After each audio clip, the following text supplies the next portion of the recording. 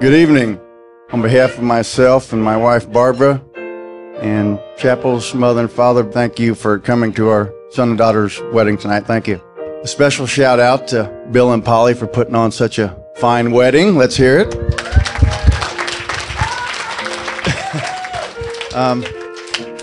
I had a speech. I've had quite some time off the last couple months, so I thought I had it all nailed. Now I'm drawing a blank. So bear with me. I love you very much, son. Chappell. As I was sitting here, I was thinking about my son's a Marine, obviously. I was a Marine some 33 years ago. My father, please stand dead. He was a Marine some 50 years ago. That's my dad, by the way. And my great-uncle, your great-great-uncle, was a Marine also. So my point is, my son's a fourth generation United States Marine Corps. That's unheard of, even for the Marine Corps. Chappell, I see why my son picked you. I mean, you're easy to love, and you are a blessing to our family. I thank you. Son, the best advice I can give you is don't worry about what other people think. As life goes on, you're going to have people that want to get in your business time to time. The person you have to worry about their opinion is that beautiful bride next to you. And me, of course. So with that, since my son has made an honest woman out of you now, Chappell, right? So your bad habits are behind you, correct? While I'm thinking of it, if there's any of you gentlemen out there that used to know Chappell back in the day, I'd appreciate if you bring up her keys. I don't think you no longer need them. So, it is what it is, Chappell. Good God, you was busy. There's one.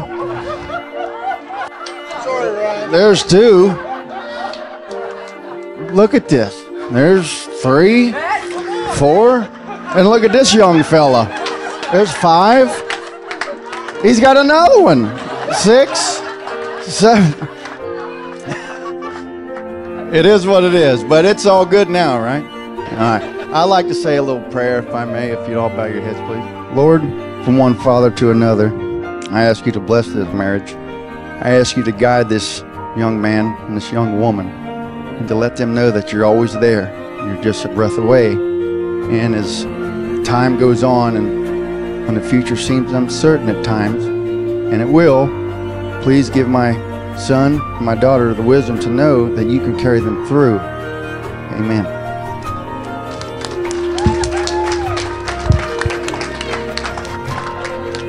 Hi everyone, how are you? For those of you that don't know, I'm Kendall, Chappell's maid of honor. We've been best friends for the past 4 years. It seems like just yesterday we were sitting in the library during lunch at McNick, talking about our plans for the weekend.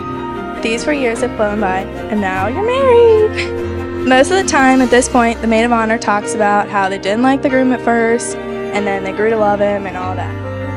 Well, unfortunately, Ryan, I can't bash you.